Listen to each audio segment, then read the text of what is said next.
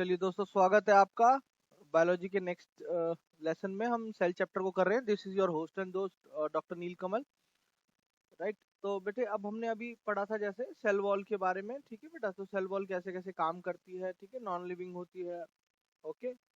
Permeable होती है, ठीक है। तो फ्रीली परमिएबल जैसे हमने पढ़ा था यहाँ पे, ठीक है। अब हम आगे पढ़ते हैं, ठीक है। टर्गर प्रेशर बिल्कुल बेटा इंपॉर्टेंट है, ध्यान से देख लेना, ठीक है। यहाँ पे नोट है, देखो इंपॉर्टेंट है। सेल वॉल जो है फंगी की बेटा किसकी बनी होती है? चिटिन की, काइटिन की, जो भी आपकी प्रोनाउंसिएशन है बेटा। ये क्वेश्चन आ जाता है 1 नंबर में कि सेल वॉल ऑफ फंगी, ठीक है, सेलुलोज की नहीं बनी होती, काइटिन की बनी होती है, ठीक है बेटा। तो ये इंपॉर्टेंट है।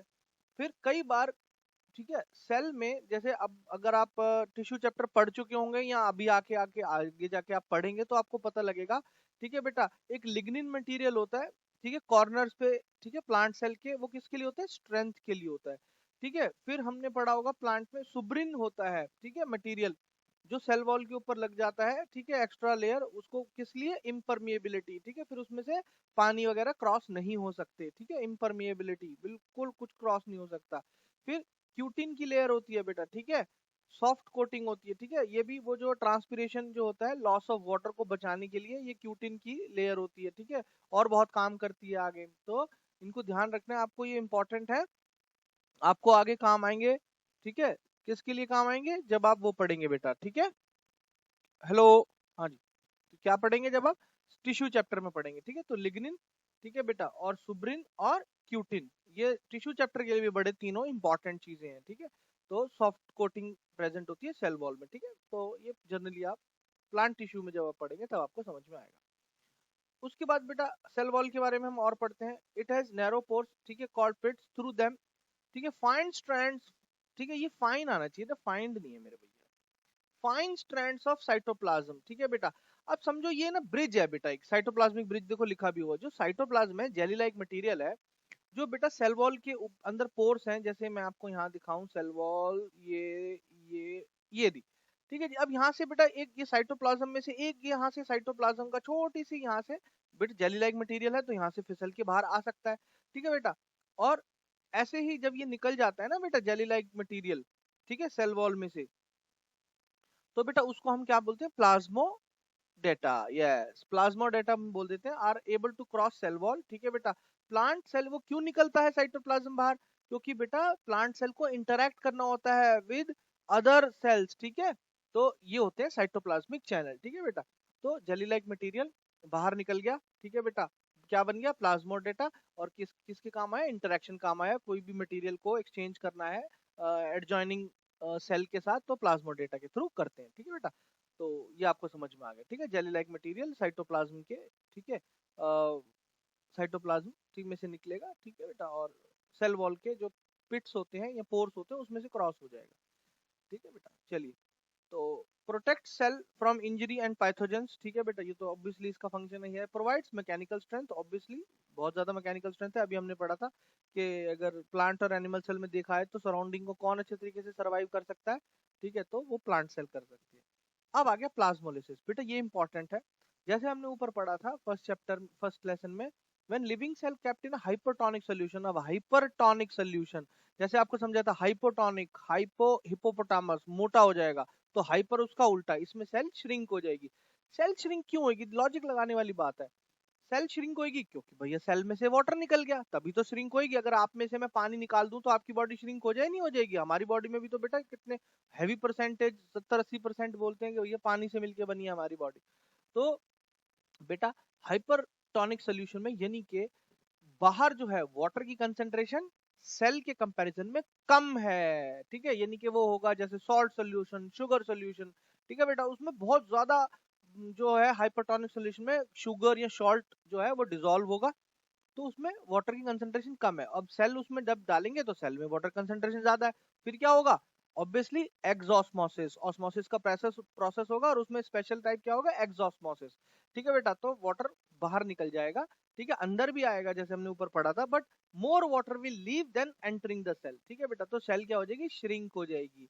ठीक है, श्रिंकेज ऑफ इनर कंटेंट हो जाएगा। ठीक है, तो इसको पूरा हम पढ़ेंगे, इसको डेफिनेशन को यहाँ से आप पढ़ सकते हैं। तो ये देखो बेटा, मैंने यहाँ फोटो में दिखाया हुआ है, पहले ये नॉर्मल सेल है, ठीक है बेटा, पूरा फैला हुआ है, सेल वॉल है, सेल वॉल के साथ लगा हुआ है पूरा का पूरा साइटोप्लाज्म जो भी इसका मटेरियल है। बट जैसे ही हमने इसको बेटा डाला हाइपरटोनिक सोल्यूशन में, पानी बाहर निकल गया, जो है बेटा साइटोप्लाज्म अब क्या होने लग गया, श्रिंक होने लग गया, कॉन्ट्रैक्ट होने लग गया, और धीरे धीरे सेल वॉल से दूर हो गया। इसी प्रोसेस को, इसी चीज को हम प्लाज्मोलिसिस बोलते हैं। और इसके लिए फिनोमिना रिस्पॉन्सिबल क्या होता है, क्वेश्चन आ जाएगा कि प्लाज्मोलिसिस क्यों होता है, तो आंसर वुड बी ऑस्मोसिस, और ऑस्मोसिस का स्पेशल टाइप एक्सऑस्मोसिस। ठीक है, बाहर हो जाएगा पानी। ठीक है बेटा, तो यहाँ से पूरी डेफिनेशन पढ़ेंगे सब्जेक्टिव टाइप के लिए। ठीक है, वो मैं रिपीट नहीं कर रहा, आपके सामने आप इसको पढ़ सकते हैं, इसको याद कर लो भाई। ठीक है, shrinkage of inner content hypertonic solution में, ठीक है, away from the cell wall, ये इसके कीवर्ड है।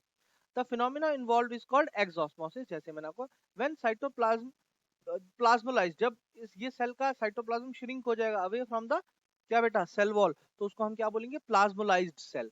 ठीक है, जैसे उसको नॉर्मल पानी में डालेंगे, तो अब नॉर्मल पानी में डाला है, अब इनर कंटेंट क्या है, यहाँ पर पानी की कंसंट्रेशन क्या है, कम, क्योंकि बाहर निकल चुका है पानी।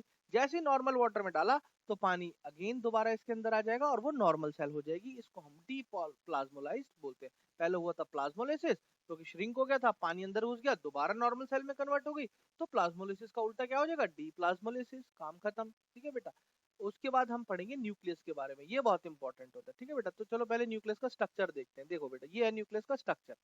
इसमें क्या है बेटा, ये जो थ्रेड लाइक इंटेंगल्ड मास है, इसको हम क्या बोलते हैं, क्रोमैटिन। ये देखो यहाँ पे लिखा हुआ ना, ये क्रोमैटिन होता है बेटा। जब सेल डिवाइड होने वाली होती है, क्रोमैटिन मटेरियल कंडेंस होके क्या क्या बना देता है, क्रोमोसोम। बेटा ऐसे हो जाता है, ये देखो, ये है क्रोमोसोम। और बेटा इसकी जो एक लेग है, ये एक लेग, ये देखो, ये एक लेग, इसको हम बोलते हैं क्रोमैटिड। तो यहाँ पर एक क्रोमैटिड है, यहाँ पर एक क्रोमैटिड है। ठीक है बेटा, ये एक लेग है, और ये कहाँ से जुड़े होते हैं, सेंट्रोमेयर से। तो कई बार क्वेश्चन आता है व्हाट इज सेंट्रोमेयर, तो सेंट्रोमियर बेटा वो पॉइंट होता है जहां से दो क्रोमैटिड आपस में अटैच्ड होते हैं। ठीक है बेटा, तो ये होगी सिंगल, ये आप समझ गए। तो ये जो इंटेंगल्ड मास है, देखो यहाँ कैसा इंटेंगल्ड है, और यहाँ देखो कंडेंस होके किसमें कन्वर्ट हो गया, क्रोमोसोम में। ये देखो ऐसा मास बन गया। ठीक है बेटा, ऐसा स्ट्रक्चर बन गया।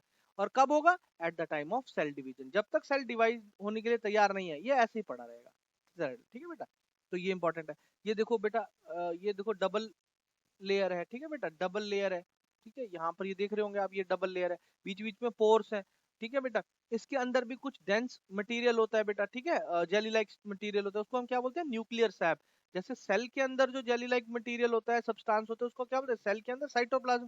तो न्यूक्लियस के अंदर है तो न्यूक्लियर सैप बोल देते हैं उसको। ठीक है बेटा, या न्यूक्लियोप्लाज्म बोल देते हैं। जैसे साइटोप्लाज्म है, न्यूक्लियोप्लाज्म है। ठीक है, उसको न्यूक्लियर सैप भी बोल देते हैं। ठीक है, ये न्यूक्लियर के पोर हो गए। ठीक है बेटा, और यहाँ पर आरएनए होता है इसके साथ में। ठीक है, तो अब हम पढ़ लेते हैं ये बेटा। बेसिकली क्या है, जो मेन पार्ट ऑफ न्यूक्लियस हम बात पढ़ते हैं, the dense structure located in the centre of animal cell, centre of animal cell, और टुवर्ड्स द क्या हो गया भैया, and towards cell membrane in plant cell. अच्छा जी, ओहो, सेल मेम्ब्रेन यानी कि साइड में खिसक जाता है। ठीक है, पेरिफेरी जिसको बोलते हैं, किसमें, प्लांट सेल में मेरे भाई। क्यों भैया, सिंपल बात, प्लांट सेल में मेन सबसे बड़ा क्या स्पेस ऑक्यूपाई करता है, वैक्यूल्स, आपने पढ़ा होगा। ठीक है, मेन जो जगह है वैक्यूल, 90% तक जो है जगह कौन घेर लेता है प्लांट सेल में, वैक्यूल। तो फिर जो है न्यूक्लियस को साइड में खिसकना पड़ता है। बट एनिमल सेल में वैक्यूल नहीं होते, होते भी तो बहुत छोटे होते हैं, तो बेटा इसलिए वो सेंटर में होता है। ठीक है, एनिमल सेल के, तो ध्यान रखेंगे कौन कहाँ होता है। It is popularly known as the brain of the cell. ठीक है बेटा, सारे सेल के डिसीजन यही लेता है। मेटाबॉलिक कोई एक्टिविटी करनी है, मटेरियल का एक्सचेंज करना है, सेल कब डिवाइड होगी, सब कौन डिसाइड करेगा, न्यूक्लियस डिसाइड करेगा। ठीक है बेटा, तभी तो हम बोलते हैं कि आपस में हमारा जो बॉडी है अल्टीमेटली सेल से मिलके बनी है। और भैया हमारी सेल ही आपस में एक इंडिपेंडेंट आइडेंटिटी है, उसके पास अपना दिमाग है, अपना सारे ऑर्गेनेल्स है। ठीक है बेटा, तो सेल एक अपने आप में लिविंग आइडेंटिटी है, और उन सब से मिलके हम एक लिविंग आइडेंटिटी बनते हैं। ठीक है, तो central position in animal and young plant cell. Young plant cell क्यों, उसमें सेंट्रल पोजीशन होगी यंग वाली में, अगर मैच्योर हो गई तो फिर पेरिफेरी पे आ जाएगा। ठीक है, टुवर्ड्स द सेल मेम्ब्रेन खिसक जाएगा। यंग प्लांट सेल बेटा छोटी सी यंग है अभी, तो उसमें वैक्यूल डेवलप ही नहीं हुआ है, तो इसलिए सेंटर में ही रहेगा। ठीक है, मैच्योर सेल में पेरिफेरी पे हम बोल देते हैं। ठीक है, टुवर्ड्स द पेरिफेरी मतलब किनारे पे। Okay, it is the spherical, ठीक है, in animal cell but becomes oval in plant. Obviously बेटा जब बेचारे को धक्का लग जाएगा, प्लांट उधर से वैक्यूल धक्का मार रहा है, उधर से साइड से सेल वॉल है, ठीक है, वो भी बड़ी तक मजबूत है, तो ये बेचारा पिस जाएगा। अब आप बेटा बॉल को या बलून को, गोल बलून को लेके दोनों तरफ से पिचकाओ, दोनों तरफ से प्रेशर मारो, शेप कैसी हो जाएगी? ओवल। तो इसी वजह से ही ओवल शेप का हो जाता है प्लांट सेल में, सिंपल सी बात है। ठीक है, तो ये आप पूरा पढ़ लेंगे। पढ़ना है बेटा, ये नहीं कि आप वीडियो देख रहे हो तो पढ़ो ना, पूरी पूरी लाइन आपने पढ़नी है, तो आपका चैप्टर साथ के साथ तैयार होएगा। ठीक है, normally a single nucleus is in the most of the cell, but भैया क्वेश्चन आ जाएगा पैरामीशियम में कितने होते हैं? 2 टाइप ऑफ न्यूक्लियाई। ठीक है, जनरली सिंगल टाइप ही होएगा। ठीक है, एक ही टाइप के मिलते हैं, बट पैरामीशियम में 2 टाइप के होते हैं। ठीक है बेटा, ध्यान रखने वाली बात है। आरबीसी में भैया जब मैच्योर हो जाती हैं तो सेल न्यूक्लियस होता ही नहीं है। आरबीसी जो रेड ब्लड सेल्स हैं बेटा, उसमें तो काफी सेल ऑर्गेनेल्स नहीं होते, आगे आप पढ़ोगे, तो न्यूक्लियस भी इसमें नहीं होता। मेन पार्ट ऑफ न्यूक्लियस क्या है? न्यूक्लियर मेम्ब्रेन है। इट इज कंपोज ऑफ, कैसी है न्यूक्लियस मेम्ब्रेन? Double layered. बेटा याद रखना आपको, न्यूक्लियस और एक आपका वो होगा प्लास्टिड। ठीक है, चेक करेंगे एक बार, don't trust my words, check करेंगे, उनके डबल लेयर होते हैं। ठीक है, और राइबोसोम अगर पढ़ोगे वो उनपे मेम्ब्रेन होती ही नहीं है, और बाकी सारे सिंगल मेम्ब्रेन के हो गए। ठीक है, याद करना कितना आसान हो गया। ठीक है, तो डबल वाले एक हो गए वो जो आपके प्लास्टिड्स वगैरह होते हैं, और आपका न्यूक्लियस, इन पे डबल लेयर हो जाएगी। ठीक है बेटा, या माइट्रोकॉन्ड्रिया, माइट्रोकॉन्ड्रिया चेक करो भाई, फिर प्लास्टिड की बारे में बात आएगी। माइट्रोकॉन्ड्रिया देखा, डाल दिया ना शक, अब चेक करो आप। ठीक है, नोट्स में अपने कि किसके ऊपर डबल लेयर होती है। ठीक है, चलिए, ओके, तो डबल लेयर होती है बेटा। ठीक है, कवरिंग न्यूक्लियस। ठीक है, called nuclear membrane. It has numerous pore, nuclear pore बोलते हैं। खत्म कहानी, पढ़ रखा है ये सारा स्ट्रक्चर, अभी समझा। This pores allow exchange of material. बेटा पोर्स का तो मतलब ही क्या होता है, ये नेचर हमारी बेवकूफ नहीं है। पोर्स छोड़े, अगर छेद छोड़ा है, जगह छोड़ी है, तो ऑब्वियसली उसमें से एक्सचेंज ऑफ मटेरियल होगा ही होगा between the nucleus and the cytoplasm. ठीक है, तो अब न्यूक्लियोप्लाज्म जो इसके अंदर का मटेरियल है, जेली लाइक स्ट्रक्चर। ठीक है, मटेरियल न्यूक्लियस के अंदर, space inside nucleus is filled with the fluid called nucleoplasm. इसको न्यूक्लियस क्या बेटा, यहाँ पे न्यूक्लियर सैप भी बोल देते हैं। ठीक है बेटा, तो इसमें इट कंटेन्स न्यूक्लियस, और भैया न्यूक्लियोप्लाज्म में क्या क्या होता है? न्यूक्लियोलस, ये रहा भैया गोल गोल स्ट्रक्चर। ठीक है, ये रहा न्यूक्लियोलस। ठीक है बेटा, और क्रोमैटिन मटेरियल, ये क्रोमैटिन मटेरियल हो गया। ठीक है, dense thread like structure. Nucleolus कैसा होता है उसके बारे में पढ़ते हैं। ठीक है, ठीक है, न्यूक्लियोप्लाज्म में ये दोनों चीजें होती हैं, और न्यूक्लियोलस जो है उसमें क्या होता है? It is a dense spherical structure inside nucleus. अच्छा जी, dense spherical structure inside nucleus होगा। It is not covered by any membrane, nucleolus के ऊपर कोई मेम्ब्रेन नहीं होती। It is a factory of ribosomes. ओहो, अब कहानी समझ में आई भैया। राइबोसोम हमने पढ़ा हुआ है क्या बनाते हैं? Protein factory. ठीक है, राइबोसोम्स प्रोटीन मैन्युफैक्चर करते हैं। तो राइबोसोम को कौन बनाता है? Nucleolus, to be very specific. Nucleus के अंदर न्यूक्लियोलस जो है वो है site for production of factory of ribosomes. ठीक है, न्यूक्लियोलस ध्यान रखेंगे। फिर आ जाए क्रोमैटिन मटेरियल, जैसे अभी आपको बताया, entangled network of long thread like structure. ठीक है, इंटेंगल मतलब आपस में उलझा हुआ। ठीक है, थ्रेड लाइक स्ट्रक्चर, और वो कंडेंस होके क्या बनाता है? क्रोमोसोम, जो अभी आपको दिखाया था ड्यूरिंग सेल डिवीजन, बताया था सिर्फ सेल डिवीजन के टाइम पे, अदरवाइज वो चुपचाप थ्रेड लाइक स्ट्रक्चर में बना रहता है। सेल डिवीजन के टाइम पे वो कंडेंस होकर क्रोमोसोम में कन्वर्ट हो जाता है। ठीक है, it is seen in the, ठीक है, रेस्टिंग न्यूक्लियस। ठीक है, रेस्टिंग न्यूक्लियस मतलब वो डिवाइड नहीं हो रहा है, तभी क्रोमैटिन दिखाई देगा। जब वो डिवाइड होगा तो क्रोमैटिन नहीं, क्रोमोसोम दिखाई देंगे। Chromosomes are visible as rod shaped structure. ये देखो, ये रॉड शेप्ड स्ट्रक्चर है। ठीक है, only when cell is about to divide. Chromosome क्या होता है? Contains genetic information. अरे भैया बेटा, आपके जो है फीचर्स आपके मम्मी पापा से मिलते हैं नहीं मिलते? शक्ल जैसे आपकी है, कुछ रिलेटिव्स आते हैं, वो देख के बताते हैं, अरे भाई ये तो बड़ा मम्मी पे गया है, अरे यार ये तो बड़े पापा पे गया है। ठीक है, ये तो बच्चा जो है मतलब अपने फैमिली में किसी न किसी शक्ल मिलती है हमारी, ऑब्वियसली। ठीक है, ऑब्वियसली मम्मी पापा से मिलती है। ठीक है ना बेटा, तो क्यों मिलती है? क्योंकि बेटा हमारे अंदर हमारे मदर फादर के जीन्स हैं। ये देखो, ये रे जीन्स। ठीक है, हमने उनसे जीन्स इनहेरिट किए हैं। ठीक है बेटा, तो हमारा स्किन कलर, बालों का कलर, बॉडी स्ट्रक्चर काफी हद तक हमारे पेरेंट्स से ही मैच करता है, क्योंकि पेरेंट्स से हमने जीन ली। तो कैसा होता है बेटा? जेनेटिक इन्फॉर्मेशन हम क्रोमोसोम्स के थ्रू ट्रांसफर होती है। ठीक है, जिसको कहते हैं information of inheritance of features from parents to next generation. ठीक है बेटा, इन फॉर्म ऑफ डीएनए। ठीक है बेटा, ये है क्रोमोसोम्स। क्रोमोसोम्स के अंदर होता है डीएनए, और डीएनए के अंदर होता है जीन्स। तो बेटा कभी क्वेश्चन आ जाता है कि फंक्शनल सेगमेंट ऑफ डीएनए क्या है, या functional segment of even chromosome क्या है, तो आंसर आप क्या लिखोगे? जीन्स। ये है फंक्शनल सेगमेंट, भूलना नहीं है इस बात को, इंपॉर्टेंट क्वेश्चन है। जीन्स होते हैं बेटा। ठीक है बेटा, हमारे, तो ये हम ध्यान रखेंगे। ठीक है, तो जीन्स के थ्रू हमारी सारी genes carry all heredity information, ठीक है बेटा, from parents to next generation. ठीक है, तो चलिए जी, ये आप पढ़ लेंगे पूरा क्रोमोसोम से यहाँ से यहाँ तक पढ़ लो। ठीक है, चलिए ये आप चाहे वीडियो देख के अभी पढ़ लो। तो ये हो गए, ठीक है, ये सेंट्रोजोम सेंट्रोमियर वगैरह पढ़ लेना अब, ये जो आपको समझाए थे। ठीक है, उसके बाद nucleus also contains RNA which directs protein synthesis. बेटा सेल अपने कुछ प्रोटीन खुद बनाती है, और वो प्रोटीन का सिंथेसिस कौन डायरेक्ट करता है? आरएनए, जो किसके अंदर होता है? न्यूक्लियस के अंदर होता है। ठीक है बेटा, वो हम आगे जाके पढ़ेंगे। बेटा प्रोटीन्स बेसिकली, ये जो प्रोटीन सिंथेसिस है ना, यही बेटा हार्मोन्स होते हैं। जैसे आपने पढ़ा ना ग्रोथ हार्मोन्स के, भाई अगर ग्रोथ हार्मोन बहुत ज्यादा होंगे तो बच्चा लंबा होगा, अगर ग्रोथ हार्मोन्स कम होंगे तो बच्चा छोटा होगा। ठीक है बेटा, तो ये बहुत सारी चीजें हमारी जो है आरएनए पे डिपेंड करती हैं। ठीक है बेटा, और ये जो आरएनए है वो किसके अंदर होता है? न्यूक्लियस के अंदर होता है। ठीक है बेटा, तो ध्यान रखेंगे। Function of nucleus, centre control centre of cell. Obviously बेटा सारी मेटाबॉलिक एक्टिविटी जो हमने पढ़ा, आगे जाके हम पढ़ेंगे सेल ऑर्गेनेल्स के माइटोकॉन्ड्रिया को इंस्ट्रक्शन की भैया तू पावर जनरेट कर।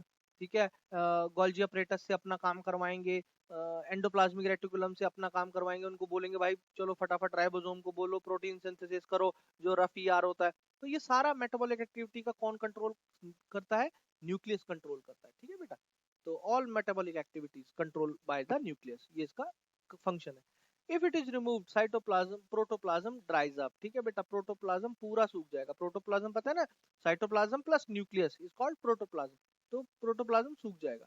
जेनेटिक इंफॉर्मेशन इसके अंदर होती है, आपको पता है बेटा, अभी हमने पढ़ा था, help in transmission of heredity traits from parents to offspring. Heredity traits मतलब जो बताया था, आपकी बॉडी, स्किन का कलर, बॉडी का स्ट्रक्चर, आपकी हाइट, वो सर हेरिडिटी ट्रेट्स होते हैं। ठीक है सॉरी। सेल डिवीजन, ये भी भैया न्यूक्लियस डिसाइड करेगा कब सेल को डिवाइड होके एक से दो सेल में कन्वर्ट होना है, तो it is also decided by cell division. ये पूरा पढ़ लेंगे बेटा यहाँ। फिर आगे आ गया बेटा, दो तरीके की सेल होती है हमारे पास। प्रोक्रियोट्स मतलब पुरानी, पी फॉर प्रो और पी फॉर पुराना। तो जो पुरानी होगी वो प्रोक्रियोट, ठीक है, और ये यूक्रियोटिक सेल या यूक्रियोट्स। ठीक है बेटा, ये नहीं होगी। ठीक है, तो पुरानी सेल के बारे में पढ़ते हैं। ऑब्वियसली पुराना है तो यार, ऑब्वियसली अगर हम पुराने जमाने में जाएं तो सेल फोन मिलेगा? नहीं मिलेगा। कलर टीवी मिलेगा? नहीं मिलेगा। ठीक है, तो बहुत सारी चीजें नहीं मिलेंगी। तो ऑब्वियसली बेटा अगर हम सेल के टाइम भी यही कंपेयर करें, तो बेटा पुरानी सेल में हमारे पास बेटा काफी सारी चीजें नहीं मिलेंगी। जैसे मेम्ब्रेन बाउंड सेल ऑर्गेनेल्स नहीं मिलेंगे, जो कि किस में मिलेंगे हमें? यूक्रियोट्स में। ठीक है, इसमें मिलते हैं हमें। तो देखते हैं, सम ऑर्गेनिजम्स लाइक बैक्टीरिया। अच्छा, बैक्टीरिया की प्रोकैरियोटिक होती है, मतलब पुराने टाइप की सेल होती है। ठीक है, nuclear region of cell is poorly defined. अच्छा, न्यूक्लियर रीजन ही पूरी तरीके से डिफाइंड नहीं है। ठीक है, यानी कि मेम्ब्रेन नहीं होगी, because of absence of nuclear membrane. वही अभी बताया ना कि न्यूक्लियर मेम्ब्रेन ही नहीं है, तो भैया न्यूक्लियर रीजन पूरी तरीके से डिफाइन ही नहीं हो सकता। बेटा मेम्ब्रेन क्या होता है? एक तरीके का बेटा टेरिटरी को डिफाइन करने का तरीका है। आपके स्कूल की जो बाउंड्री है, वो जहां तक बाउंड्री बनी हुई है वहां तक आपका स्कूल है। अगर बाउंड्री ना होती तो आप बता सकते थे कि सर यहाँ से हमारा स्कूल शुरू होता है, यहाँ हमारा स्कूल खत्म होता है? नहीं, बाउंड्री डिसाइड करती है। ठीक है बेटा, तो सिमिलरली अगर वहां पर मेम्ब्रेन ही नहीं है तो पुअरली डिफाइंड बोलेंगे हम न्यूक्लियस को, क्योंकि पता ही नहीं न्यूक्लियस कहाँ शुरू हो रहा है कहाँ खत्म हो रहा है भैया, नॉट डिफाइंड। ठीक है, और rather poorly defined. Such as such an undefined nuclear. Nucleus को हम न्यूक्लियोइड बोलते हैं, उसको न्यूक्लियस बोलेंगे नहीं। ठीक है, तो उस न्यूक्लियर को हम, न्यूक्लियस को क्या बोलेंगे? ठीक है, उसको हम न्यूक्लियोइड बोलेंगे। तो एक नंबर का क्वेश्चन है, व्हाट इज न्यूक्लियोइड? तो poorly defined nucleus is called nucleoid. ठीक है, उसको न्यूक्लियस नहीं बोलेंगे। The nuclear region in these organisms contain only nucleic acid. ठीक है बेटा, तो organisms whose cell lack an nuclear membrane are called prokaryotes। ठीक है, ये प्रोकैरियोट की एक डिफाइनिंग क्राइटेरिया हो गया कि अगर न्यूक्लियर क्लियर मेम्ब्रेन नहीं है, लैक करता है न्यूक्लियर मेम्ब्रेन को, तो प्रोकैरियोट होगा। How prokaryotic cell perform its function? ये क्वेश्चन आया था बहुत बढ़िया, जब इसके पास सेल ऑर्गेनेल्स है ही नहीं। सेल ऑर्गेनेल बेटा अगर ऑर्गेन ही नहीं है सेल के पास, तो वो काम कैसे करेंगे? हमारे पास अगर लंग्स ना हो तो सांस ले पाएंगे? नहीं ले पाएंगे। तो फिर ये प्रोकैरियोट अपना काम कैसे चलाती है ये वाली सेल? तो भैया आंसर इज प्रोकैरियोट जो होते हैं प्रोकैरियोट्स। ठीक है बेटा, तो ऑल्सो लैक साइटोप्लाज्मिक ऑर्गेनेल्स। ठीक है, इनके पास ऑब्वियसली साइटोप्लाज्मिक ऑर्गेनेल्स नहीं होते। Most of the function thus performed by poorly developed part of cytoplasm.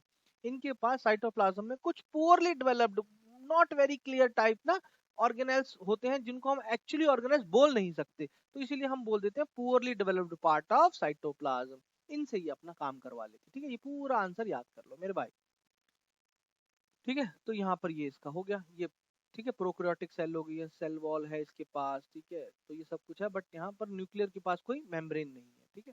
तो ये देखो फॉर एग्जांपल, इसमें और ये इंपॉर्टेंट है बेटा, एक्स्ट्रा पॉइंट है, कई बार पूछ लेते हैं। फॉर एग्जांपल जो क्लोरोफिल इन बेटा फोटोसिंथेटिक प्रोकैरियोटिक बैक्टीरिया, बेटा कुछ बैक्टीरिया होते हैं जो फोटोसिंथेटिक सिंथेसिस को परफॉर्म कर सकते हैं। फोटोसिंथेसिस जो प्रोसेस है वो कौन करता है? Animal cell. एनिमल सेल में भी कौन से बेटा? जो ग्रीन पार्ट में मिलती है। ग्रीन पार्ट में मतलब क्या होता है, आगे आप जाके पढ़ोगे, उनके पास कौन सा होता है बेटा? क्लोरोप्लास्ट, एक स्पेशल टाइप का प्लास्ट होता है क्लोरोप्लास्ट, जिसमें क्या होता है? क्लोरोफिल। ठीक है बेटा, तो इनके ये कैसे कर लेते हैं फिर, अगर इनके पास ये सिस्टम नहीं है तो आंसर ये बेटा इंपॉर्टेंट है, क्लोरोफिल जो होता है इन फोटोसिंथेटिक प्रोकैरियोटिक बैक्टीरिया, मतलब बहुत ही पुराने टाइप के बैक्टीरिया जो परफॉर्म कर सकते हैं, ठीक है, is associated with membrane vesicles. Vesicle बेटा एक तरीके का समझो कि मेम्ब्रेन में ही उसके कुछ जगह होती है वेसिकल, जहां पर क्लोरोफिल मिलता है। प्लास्टिड्स आर नॉट एब्जॉर्ब्ड, यानी कि यहाँ पर प्लास्टिड नहीं मिलते, मेम्ब्रेन में वेसिकल्स में ही क्लोरोफिल होता है, जिसकी वजह से ये परफॉर्म कर पाते हैं। ठीक है, तो ये भी क्वेश्चन आ जाता है कि भैया फोटोसिंथेटिक बैक्टीरिया जो होते हैं प्रोकैरियोटिक, वो कैसे परफॉर्म कर लेते हैं, उनमें तो प्लास्टिड ही नहीं है। तो आंसर इज बिकॉज बेटा उनके क्लोरोफिल कहाँ मिल जाता है? मेम्ब्रेन वेसिकल्स में मिल जाता है। ठीक है बेटा, वहां पर प्लास्टिड की जरूरत ही नहीं। प्लास्टिड्स आर नॉट अब्जॉर्ब्ड, ठीक है, इन द फोटोसिंथेटिक यूकैरियोट। ठीक है, और इन फोटोसिंथेटिक प्रोकैरियोट आना चाहिए था, not absorb in this prokaryotic. ठीक है, यहाँ पर प्रोकैरियोट आना चाहिए भाई, ये हाँ जी दोस्तों, तो नेक्स्ट पार्ट कर लेते हैं। ठीक है, थोड़ा सा हमारा रह गया था, तो यूक्रियोट्स के बारे में हम बात कर रहे थे। ठीक है बेटा, जो कि जो है न्यू है, ठीक है, in comparison to the prokaryotes. ठीक है, तो ऑब्वियसली न्यू है तो एडवांस्ड होगी थोड़ा सा, ठीक है बेटा, चीज है। तो the organism with cell having well defined nucleus enclosed in nuclear membrane, जैसे मैंने बताया था बेटा, न्यूक्लियर मेम्ब्रेन होगी तो आपका न्यूक्लियस जो है वो एब्सोल्युटली वेल डिफाइंड होगा। क्यों? क्योंकि उसके पास न्यूक्लियर मेम्ब्रेन है। तो न्यूक्लियर मेम्ब्रेन किसमें मिलती है? यूकैरियोट्स में। तो उनका न्यूक्लियस कैसा है? वेल डिफाइंड है।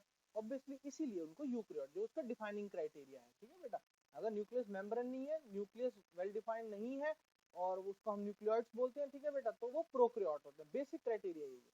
तो यूकैरियोटिक जो सेल्स हैं are further categorised into plants and animals. ठीक है बेटा, प्लांट और एनिमल दोनों के पास ही यूकैरियोटिक यानी कि नई टाइप की सेल है। ठीक है बेटा, और इसमें ये है, इसमें सारे सेल ऑर्गेनेल्स है, और सारे जो सेल ऑर्गेनेल्स है वो प्रॉपरली, हर सेल ऑर्गेनेल्स के पास सिर्फ राइबोसोम को छोड़ के अपनी सेल मेम्ब्रेन है, और वो भी वेल डिफाइंड होते हैं। ठीक है बेटा, तो उनके सारे काम कौन करेगा इस सेल के? सेल ऑर्गेनेल्स करेंगे। ठीक है बेटा, और जैसे हमने पढ़ा था प्रोकैरियोट्स में पूरली डिफाइंड पार्ट्स ऑफ साइटोप्लाज्म करते हैं। ठीक है बेटा, तो उसमें डिफाइन, ये देखो ये इसमें डिफरेंस आ जाता है प्रोकैरियोट्स और यूकैरियोट्स में। ठीक है बेटा, तो ये ऐसे साइज है, इसका छोटा होगा, इसका बड़ा होगा। ठीक है, जनरली स्मॉल, जनरली लार्ज, ये नोट कर लो, म्यू मीटर। ठीक है, 5 to 100, ठीक है, mu metre. Nuclear region poorly defined, इसमें वेल डिफाइंड, ठीक है, प्रॉपर, क्योंकि सेल मेम्ब्रेन का फर्क है। फिर chromosome single, more than one, nucleus absent present, membrane bound cell organelles absent है इसमें, और इसमें प्रेजेंट होते हैं काम। ठीक है, centrioles absent present. Centriole basically animal cell में होता है, प्लांट सेल में नहीं होता सेंट्रियोल, और किस काम में आता है? सेल डिवीजन के टाइम पे। ठीक है बेटा, तो एनिमल सेल में होता है सेंट्रियोल्स। अगर आप बोलो यूकैरियोटिक प्लांट सेल में, तो उसमें भी सेंट्रियोल्स नहीं होते, उसमें सेल कैप्स वगैरह होते हैं, वो काम करते हैं सेल डिवीजन के टाइम पे, हेल्प करते हैं। ठीक है, तो ये ध्यान रखना है आपको, सेंट्रियोल्स यूकैरियोटिक एनिमल सेल में होगा, प्लांट में उसमें भी नहीं होगा। ठीक है, और प्रोकैरियोटिक में तो मतलब ही नहीं बनता, एब्सेंट ही होगा। ठीक है बेटा, ऑर्गेनिजम्स में डिफरेंस कर देना, found in bacteria, blue green algae. ठीक है, जिसको हम साइनोबैक्टीरिया भी बोलते हैं, ब्लू ग्रीन एल्गे को, और इसमें found in fungi, plants and animals obviously. तो अब साइटोप्लाज्म आ जाता है बेटा, जो अब हम सेल मेम्ब्रेन जो है हमारी प्लाज्मा मेम्ब्रेन है, उसके अंदर जो जेली लाइक स्ट्रक्चर होता है, ठीक है, जेली लाइक मटेरियल होता है, उसको साइटोप्लाज्म बोलते हैं। तो साइटोसोल इज द फ्लूइड जो होता है, उसको हम बोल देते हैं पार्ट ऑफ साइटोप्लाज्म। ठीक है बेटा, जो फ्लूइड मटेरियल है, ठीक है, उसको हम साइटोसोल बोल देते हैं। और बेटा इट इज फिल्ड कंटेंट, ठीक है, fluid content present inside the plasma membrane. It contains many specialized cell organelles which perform, तो सेल ऑर्गेनेल्स भी साइटोप्लाज्म का ही पार्ट है क्योंकि उसके अंदर एम्बेडेड है।